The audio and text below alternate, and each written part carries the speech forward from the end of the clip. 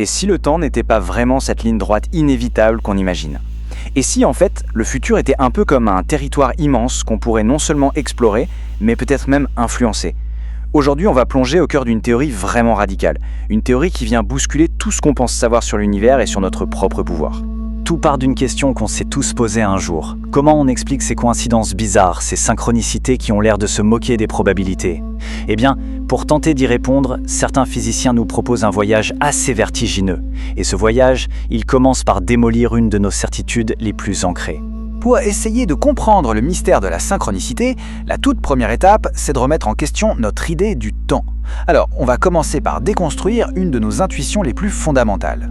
Attention, ce n'est pas de la poésie ou de la philosophie, c'est de la physique pure et dure. Pour des scientifiques comme Marc Lachesairaye, l'idée qu'on se fait d'un temps unique, universel, qui s'écoule de la même façon pour tout le monde, eh bien c'est une construction de notre esprit. La réalité, elle, est beaucoup plus étrange. D'un côté, il y a notre vision de tous les jours. Le temps, c'est comme un grand fleuve qui coule. Mais de l'autre, il y a ce que la physique nous dit depuis Einstein. Pour elle, le temps est une dimension, au même titre que l'espace.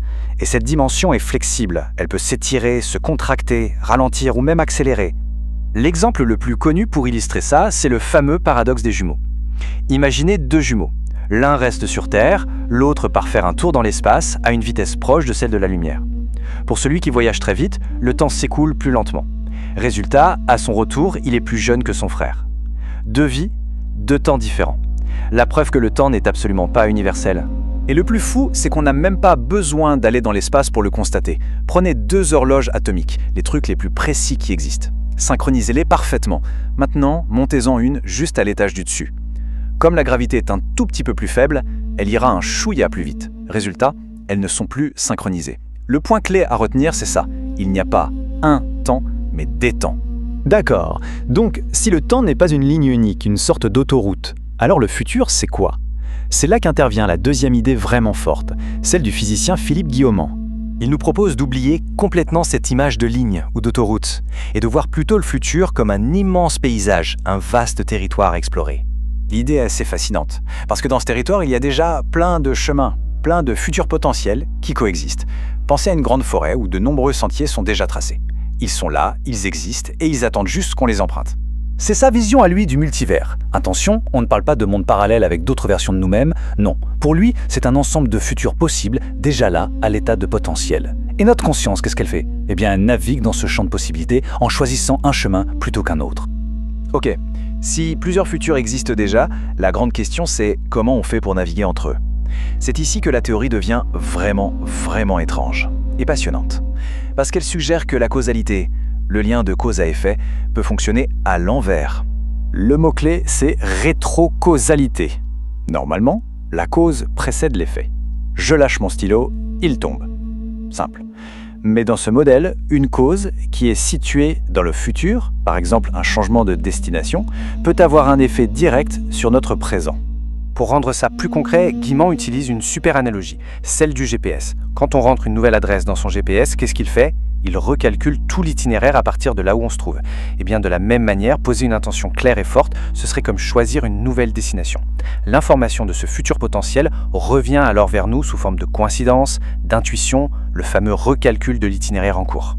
D'accord, mais si ce mécanisme existe vraiment, pourquoi est-ce qu'on ne se rend pas compte en permanence? Quel est le récepteur en nous qui capte ces signaux du futur? La réponse se trouverait peut-être dans l'évolution de notre propre perception. L'ingénieur et chercheur sur la conscience Itzhak Bentov avait une idée assez provocatrice. Il pensait que les individus dont la conscience évolue plus vite que la moyenne peuvent percevoir la réalité d'une façon tellement différente qu'ils finissent en décalage complet avec la société. Son idée centrale, c'est que l'évolution n'est pas terminée. Ce n'est pas seulement notre corps qui change, mais notre système nerveux, c'est-à-dire notre appareil de perception de la réalité qui continuerait de se développer, de s'affiner. Bentov utilise une image vraiment parlante pour ça, l'image de la fente.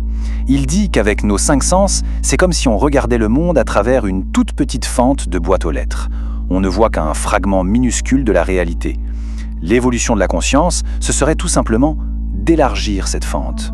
Et si on suit cette logique, alors l'intuition ou les synchronicités ne sont plus des hasards bizarres, ce sont juste des informations bien réelles qui sont perçues par un système nerveux capable de capter des choses au-delà de la fente habituelle.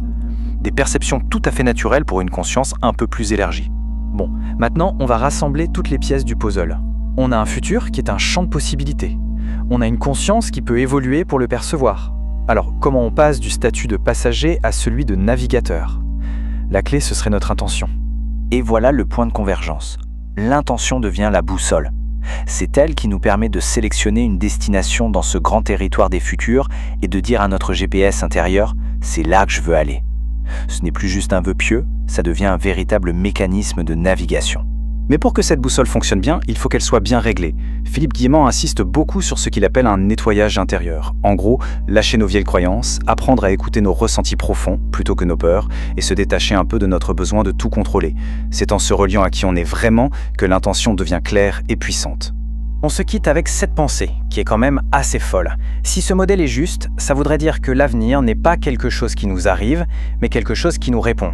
Une sorte de réalité flexible qui attendrait en permanence nos instructions. La question n'est donc plus de se demander ce que le futur nous réserve, mais plutôt quelles instructions on choisit de lui donner.